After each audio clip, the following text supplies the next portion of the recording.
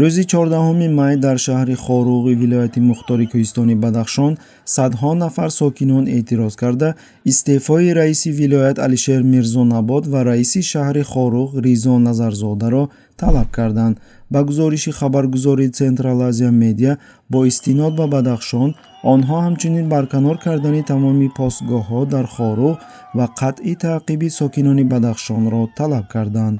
غیر از این تظاهرگران اصرار داشتند که مسئولان مرگ گلبدین ضیابکوف که ماه نوامبر سال 2021 در جریان به اصطلاح عملیات ویژه نیروهای قدرتی کشته شد، آزادی امرالدین علوتشویف، چهارشنبهیف و دیگر ساکنان محلی که پس از اعتراضهای ماه نوامبر سال 2021 بازداشت شده بودند، به جوابگری جنایی کشیده شوند. اعتراضگران ادعا کردند که اگر طلب آنها اجرا نشود دوباره برای اعتراض گردی هم می آیند.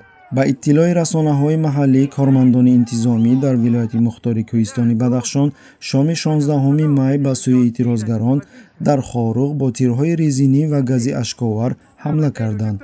با گفته روزنامه‌نگاران محلی در میان تظاهر کنندگان تلفات، کشته و زخمی هستند.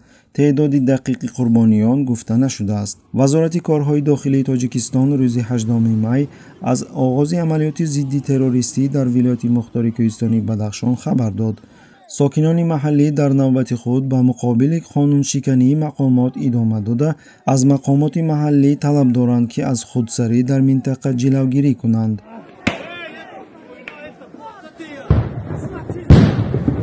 کارمندان مقامات حفظ حقوق جراحت رساندند.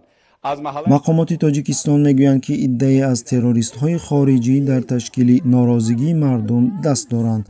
آنها با دستگیری سازمان‌های تروریستی بین المللی در خارج از کشور سلاح مهمات جنگی دریافت نموده، همچنین زرخریدان خارجی را برای انجام دادن عمل‌های تروریستی و دیگر شکل‌های اغواانگیز جلب نمودند. آمده است در اطلاع وزارت کارهای داخلی.